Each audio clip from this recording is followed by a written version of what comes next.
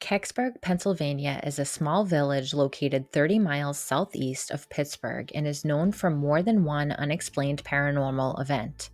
Located in the Allegheny Mountains, Kecksburg is part of the Chestnut Ridge. In December 1892, the Pittsburgh Post featured an article about a haunted farmhouse. Some of the activity at the farmhouse included banging noises on the bed frame and in the master bedroom, and the forceful ejection of anyone who tried to sleep in the bed of the man who residents claimed haunted the home. This area is also known for its very own Bigfoot and mysterious lights, but arguably the most interesting and infamous paranormal event didn't happen until 1965. This event is often referred to as Pennsylvania's Roswell. A monument dedicated to this event still stands outside the Kecksburg Fire Department. This monument is a model UFO that was used in a 1990 episode of Unsolved Mysteries. It was later given as a gift to the town from the show. Let's get into it.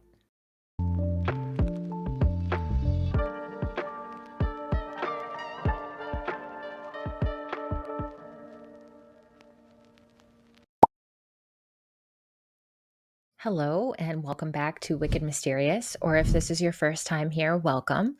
My name is Danny, and I explore all kinds of mysteries from aliens to paranormal stories to unexplained phenomena. Just a reminder that channel memberships on YouTube are now open. You'll get access to a members only Discord with me and early episode drops. And if you do want to support this channel, check out the links below this video. I have merch that I designed myself, as well as PDF guides on astral projection and seeing auras. And I've also opened up my conscious creation course, so check that out if you're interested in working directly with me. With all that out of the way, let's get to today's mystery. On December 9th, 1965, a brilliantly large and bright ball of light was seen in the sky across the lakes region of the United States. First seen over Ontario, Canada, the fireball took a trajectory from the northwest to the southeast. But as it passed over Lake Erie, the fireball then turned 25 degrees and changed trajectory over Cleveland, Ohio, before taking another 90-degree turn over Pittsburgh, Pennsylvania. People in the Pittsburgh area claim to have heard a sonic boom. Then, over West Virginia, it took another U-turn, almost 180 degrees, continuing north before crashing in the woods of Kecksburg, Pennsylvania. Some witnesses state that the object seemed to purposely make the last turn north in an attempt to avoid bare rocks. Bare Rocks is an area of high elevation made of rock outcroppings located in northeast West Virginia. The path of this object spanned 6 states as well as Canada and had thousands of eyewitnesses. NASA immediately claimed that this was a meteor, despite the hundreds of eyewitnesses who claimed that it moved very slowly and appeared to be gliding, both of which a meteor cannot do. Meteors also do not make 90 or 180-degree turns. As the fireball streaked across the sky, it was able to be seen for hundreds of miles. Brothers Rob and Ray Landy were playing outside at dusk when they saw the object streak by overhead. Rob says he knew that whatever it was had to have crash landed because of the angle they saw it falling at, and that he knew that this was 100% not an airplane. His brother Ray explained that they were in awe and dumbfounded as to what this object could be. They were so scared they turned their bikes around and rode home as fast as possible. In fact, multiple accounts came in from children who were playing outside. And it actually was a warm day in December. I checked the weather for this day, December 9th, 1965, and in the Pittsburgh area, it was in fact pretty warm at 49 degrees at 4 p.m., and it was mostly clear that day. One child was playing in a creek when he saw the object fly overhead less than 200 feet above him. A man named Bill Billybush, who lived just outside Kecksburg, was working on his 1964 Corvair in his driveway as he listened to his CB radio. He heard other people in Ohio talking about the bright fireball they were witnessing streak through the sky. A few minutes later, he heard a hissing sound and looked up and watched as the fireball did a 180-degree turn in front of him before crashing into the woods. He hopped in his car and drove toward it, stopping on what is now known as Meteor Road in Kecksburg. As he exited his car, he was hit by the strong odor of sulfur. He walked down the hill into the ravine, and he states that this object had taken the tops off the trees and was still sizzling as he approached. He looked at the object for 15 whole minutes before he started wondering if it was going to explode, and then he drove home to get his 7-year-old son. Billy Bush returned to the scene with his son, which was now cordoned off by the Army. Witnesses continued to come forward even a half-century later. In 2005, a woman named Francine wrote to someone named BJ, who I believe was the admin for UFOcasebook.com. She wrote, quote, "I was on some site about the Kecksburg sighting. It told the story and asked if anyone had an opinion about it. Well, I lived in Pittsburgh at the time that this occurred. Brian Vike wrote about his experience, and when I read it, I was floored. I was at a drive-in movie that night with my boyfriend. He wanted to get there early to get a good spot. I can't remember how long after we arrived there when it happened. All of a sudden, the sky lit up. What the heck is that? I asked. The sphere or ball-like object was very low in the sky, and it was burning and had a long fiery trail. The color to me had a greenish color to it. I would say it was in my view for at least 4 seconds, maybe 5 seconds. But of course, in those days, we thought it was only a meteor. And the next day, it was confirmed on the radio that it was. After all these years that have passed, it's truly amazing to me how much of it I can still remember. Thank you, BJ, and getting this computer is wonderful. And I know I can relate what I've seen, and I hope what I will see in the future, I can relate them to you and everyone else out there that is interested in the UFO phenomenon." From Francine, end quote.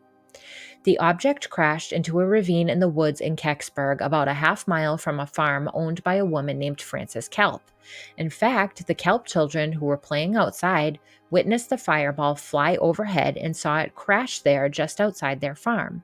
They described it as a 4-pointed star and witnessed smoke coming from the woods. At 6:30 p.m., Mrs. Kelp then heard on the radio that state police were looking for information on a downed airplane in the area, which prompted her to call into the radio station. This station was WHJB, located in Greensburg, which was only 11 miles away from her home.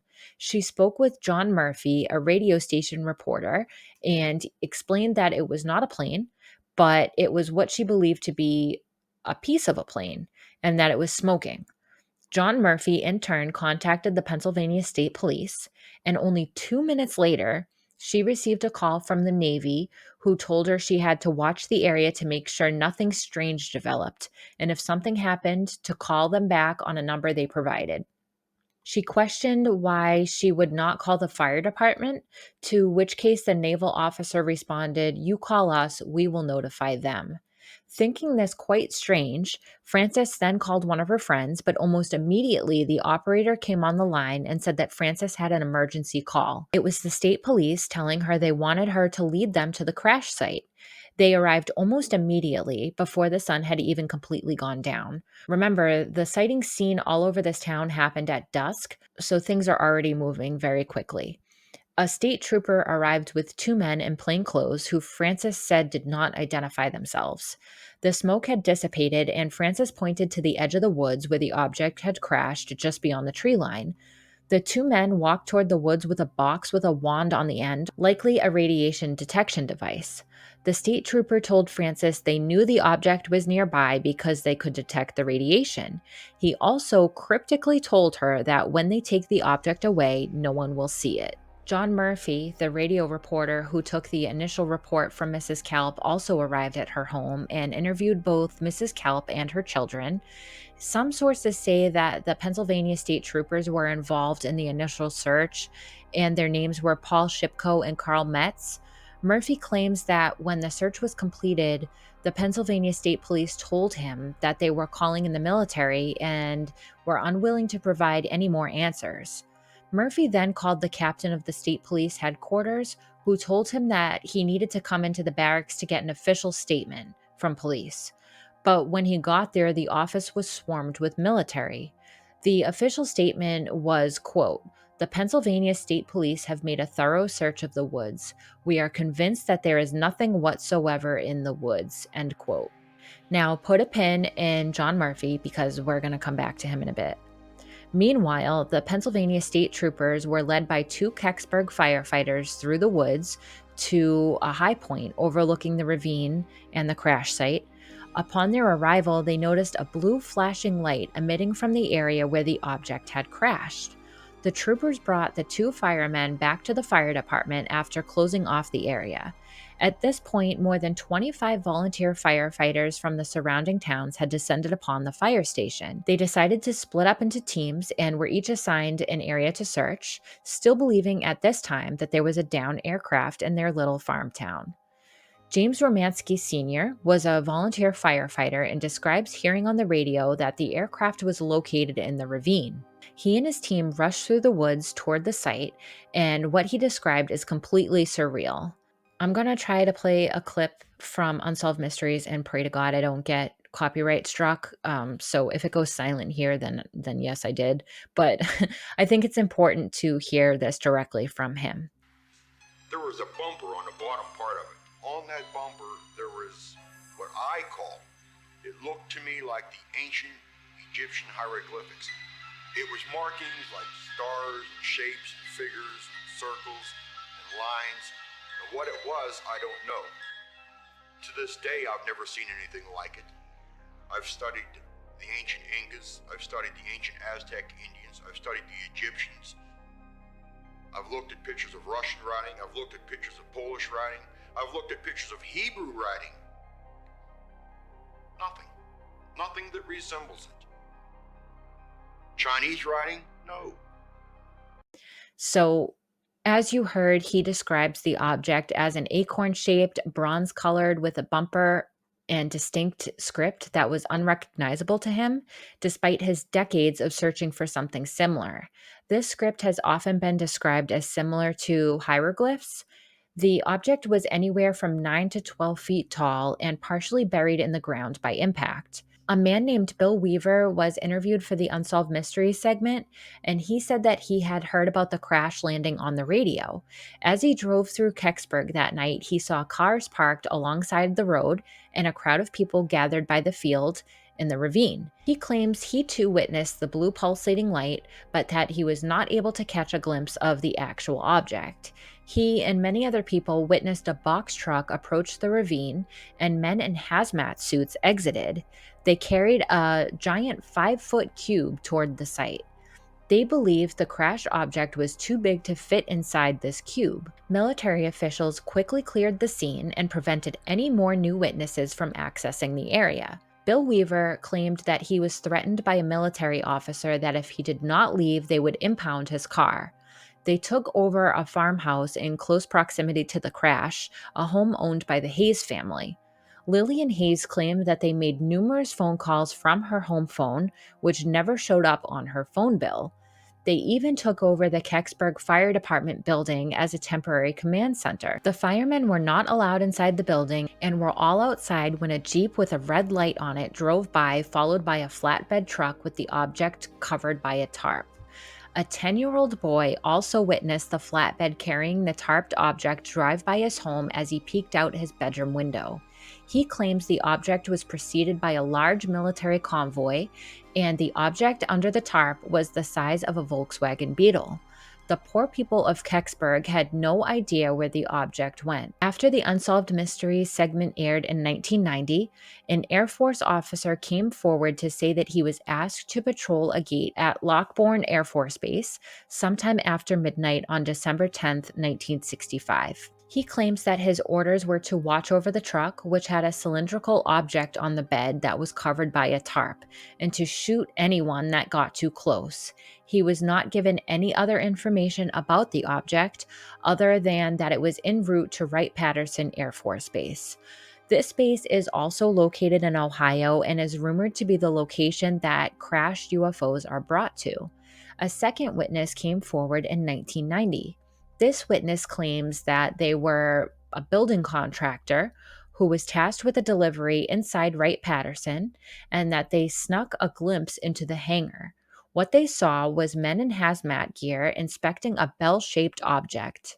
This information also comes from UFOcasebook.com and is repeated elsewhere online, and I was unable to find the original source for either of these accounts. The official story was that this was a fireball type meteorite called a bolide, and the national media accepted this at face value without much question. The people of the small village of Kecksburg, though, believed the object to be some sort of capsule, either man made or alien, but they did not necessarily believe this was a ship. The object had no windows or engines of any kind. Some of the other potential answers were that this was space debris. However, this was debunked because at the time, NASA had just launched the Gemini program. This program ran from 1961 to 1966, and NASA was supposed to be monitoring for any space debris from this mission, so they either completely missed it or it wasn't space debris. Another rumor was that this was a Soviet satellite or debris from Cosmos 96. This was a Soviet craft that's mission was to explore Venus. It experienced a launch failure and never ended up leaving Earth's orbit. James Oberg, a space journalist, researched this explanation and discovered that the Soviet craft was nowhere near the US during the time of the Kecksburg crash. Furthermore, NASA was not only watching for space debris, but they were also watching for what the Soviets were doing. So if this object was either of those things, NASA would have known about it, and it would have been a very simple explanation and very easily provable. NASA claims to have no record of any space debris at the time of the Kecksburg crash. So now we're going to move on to the ridiculousness that is our government. Stan Gordon, a UFO researcher, and investigative journalist Leslie Kean both requested documents from government agencies under the Freedom of Information Act. In the Unsolved Mysteries episode, Stan Gordon states that he requested documents from the Air Force and NASA. The Air Force record shows that there was high military interest in the object, including information being requested from the Air Force by NORAD, the Houston Space Station, and Air Force Command Post, the Pentagon, and the Office of Emergency Planning. The Air Force document claims that the search for the object was fruitless and called off at 2 a.m. on December 10, 1965, which we know is untrue. The Air Force document also says that this was likely a meteor. In fact, eyewitnesses that night were able to identify what squadron of Air Force was at the scene. So the activity log for that squadron for the month of December 1965 was requested by FOIA by Stan Gordon. The log shows absolutely nothing from that day at all, leading researchers to believe this was a top secret mission and was purposely omitted. And Leslie Kean, the investigative journalist, sued NASA over their lack of response to her FOIA. She discusses the fact that the government will say that their request isn't specific enough or that they can't find any info. She specifically asked for the fragology files from the 1960s and were told by NASA that the files were lost. The fragology files are a listing of every object that's fallen from space, and they were specifically looking for information on what happened in Kecksburg. This lawsuit started in 2003 and took years. NASA at one point even tried to turn in unrelated documents in an attempt to get the lawsuit dropped, but the judge wouldn't allow this. Finally, in July 2021, the Black Vault had the very clever idea of petitioning the government for all the documents regarding Kean versus NASA and received 220 pages, which included information on Project Moondust. This quote is from Wikipedia. Project Moondust was a covert project by the United States Air Force during the Cold War that existed at the Air Force Missile Development Center at Holman Air Force Base.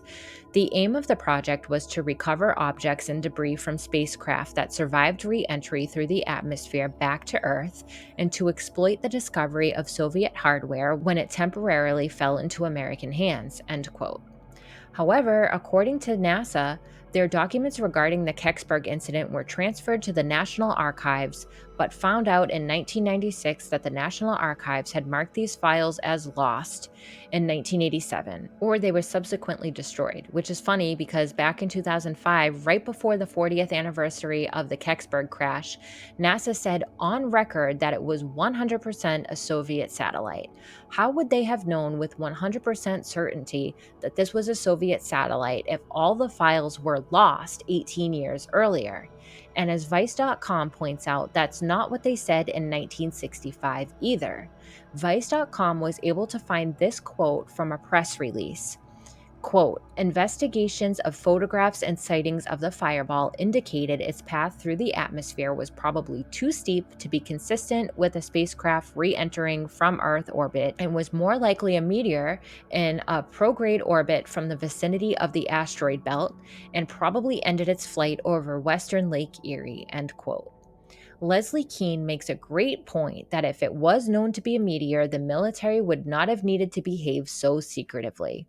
What makes the story of the Kecksburg crash so intriguing is that if it was in fact space debris, it likely would have burned up completely as it fell through Earth's atmosphere. It seemed to fly slower than an airplane but did not appear to have propulsion of any kind, and furthermore, it glided without wings and turned without an engine or pilot.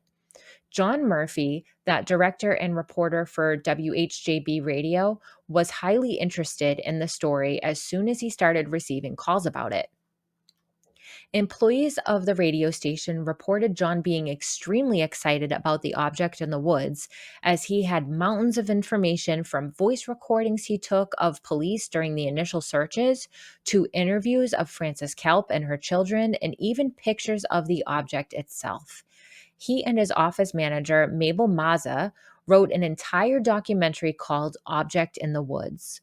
Murphy was passionate about this project and was excited for its highly anticipated release. But just a few days before its premiere, two men in suits arrived at the radio station to visit Mabel and John. They identified themselves only as government agents and asked to speak with John in a private room. After this 30-minute meeting, Mabel says John had completely lost his excitement for this project and did not want to discuss the project or the meeting with her. Stan Wall, a DJ at WHJB, described John as afraid, stating that John insisted he couldn't talk about it and that he wanted to be left alone. John's ex-wife, Bonnie Millslagle, described his behavior as completely out of character for John. She said that this was the story of a lifetime. It was as if he hit a jackpot with this story, and that it was strange for him to abandon something he felt so passionate about. She even claims that John told her these government agents confiscated some of John's evidence, including all of the pictures he took of the object. Nevertheless, John decided to run the story anyway, but when he did, it was not the original story he wrote with Mabel.